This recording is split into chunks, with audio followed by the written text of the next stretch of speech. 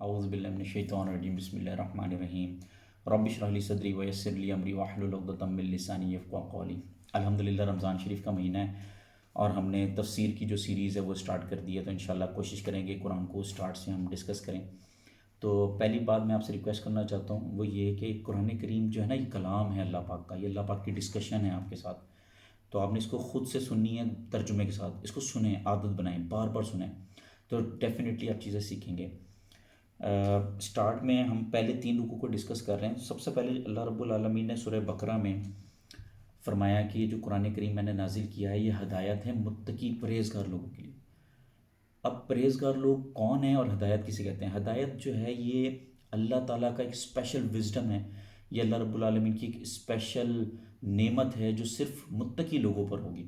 جیسے دیکھیں عام لوگ ہیں، اللہ تعالیٰ نے ان کو بھی بلیسنگز دی ہوئی ہیں، سورج سب کے لیے نمودار ہوتا ہے، بارش ساروں کے لیے ہوتی ہے، تو اللہ کی مغفرت جو ہے وہ صرف خاص متقی لوگوں کے لیے۔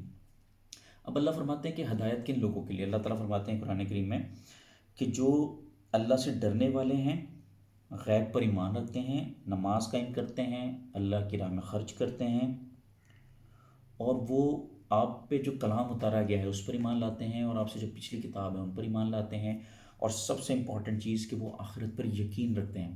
دیکھیے اللہ پاک نے فرمایا جو آخرت پر یقین رکھتے ہیں، شک نہیں ہے، کنفیوژن نہیں ہے۔ آپ دیکھیں گے معاشرے میں آپ کو بہت سے ایسے لوگ نظر آئیں گے جو شک میں پڑے ہوئے ہیں، پتہ نہیں قیامت آئے گی کہ نہیں آئے گی، جب آئے گی تو دیکھی جائے گی، نہیں، کنفرم۔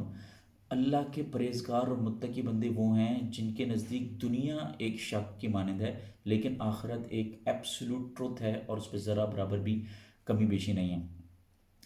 تو اچھا، یہیں پہ ایک اور چیز میں آپ کو بتا دوں کہ یہاں پہ یہ جو سٹارٹ ہے سورہ بقرہ کا، یہ ختم نبوت کی طرف بھی اشارہ کرتا ہے۔ جیسے دیکھیں نا اللہ تعالیٰ نے فرمایا ہے کہ والذین یؤمنون بما انزل الیک وما انزل من قبل، جو اس چیز پر ایمان لاتے ہیں جو آپ پہ نازل ہوئی اور جو آپ سے پہلے نازل ہوئی۔ اس کا مطلب یہ کہ آپ کے بعد کچھ بھی نازل نہیں ہوگا۔ تو یہ قرآن جو ہے یہ رسول اللہ پہ نازل ہوا، یہ نبی پاک خاتم النبیین ہے، آپ کے بعد کوئی بھی اللہ کا کلام نازل نہیں ہوگا یا کوئی بھی پیغمبر نہیں آئے گا۔ تو اس میں جو امپورٹنٹ چیز تھی وہ یہ تھا کہ آخرت پہ یقین، یہ سب سے زیادہ امپورٹنٹ ہے۔ اور اسٹارٹ میں اللہ تعالیٰ نے نا 3 کیٹیگریز ایکسپلین کر دی ہیں۔ ایک وہ بتائی اللہ تعالیٰ نے کہ جو متقی ہیں، اور ان کی کوالٹیز بھی اللہ نے بتا دی۔ اب یہ ہمیں خود جج کرنا ہے کہ ہمارے اندر یہ کوالٹیز ہیں۔ نمبر 1، رسول اللہ پہ جو نازل ہوا اس پر ایمان لانا، یعنی کہ قرآن کریم پر ایمان لانا۔ ایمان لانے کا مطلب یہ ہے کہ آپ قرآن پاک پہ اگر آپ ایمان رکھتے ہیں تو اس پہ تدبر کریں، اس پہ غور و فکر کریں، اس کو بار بار پڑھیں، اپنی جو رسی ہے وہ اس کے حوالے کر دیں، اس کے مطابق اعمال کریں۔ اور جو قرآن سے پہلے کتابیں نازل ہوئی ہیں اس پر ایمان لانا، نماز قائم کرنا، اللہ اور اس کے ملائکہ پر، غیب پر ایمان لانا جو آپ کو نظر نہیں آتے، اور آخرت پر یقین رکھنا۔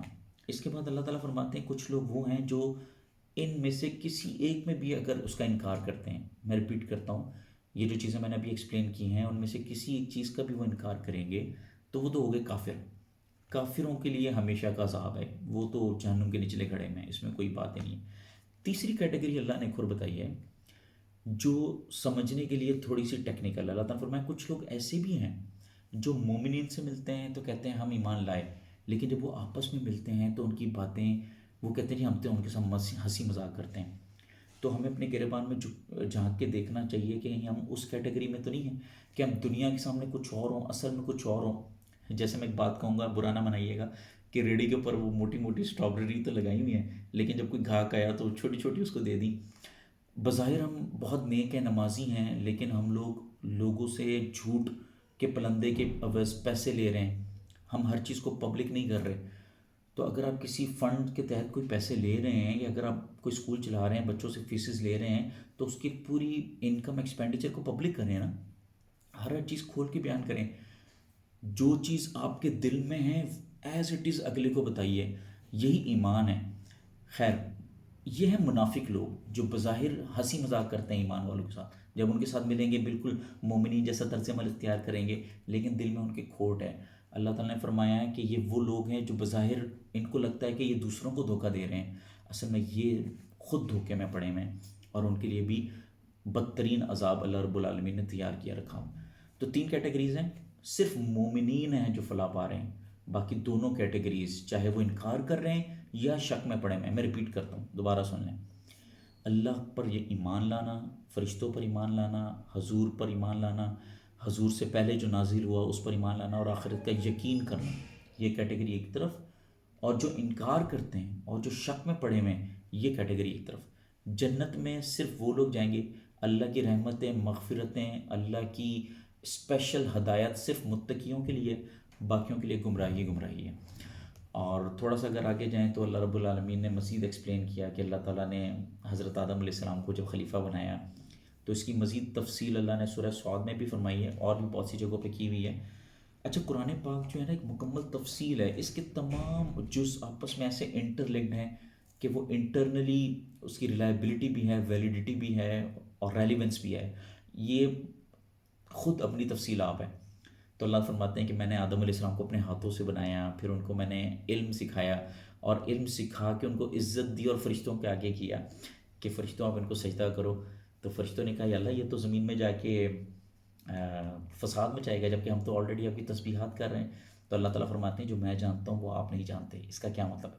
اس کا مطلب یہ ہے کہ اگر ہم اس رسی کو مضبوطی سے تھامے رکھیں تو ہمارے اندر جو آدم ہونے کا جو ہمارے اندر خاصہ ہے وہ اس قرآن کے مطابق اگر ہم زندگی گزاریں گے تو اللہ ہمیں ایسا بنا دے گا کہ فرشتے بھی ہم پہ رش کریں گے۔ اور اگر ہم اس قرآن پاک کو چھوڑ دیں اور نیگلیجنس اور اگنورنس میں زندگی گزاریں تو یہ وہی آدم ہوگا جس کے بارے میں فرشتوں نے کہا تھا کہ اللہ زمین پہ جا کے فساد مچائے گا۔ تو اگلے لیکچر کے لیے انشاءاللہ ملاقات کریں گے۔ Thank you so much.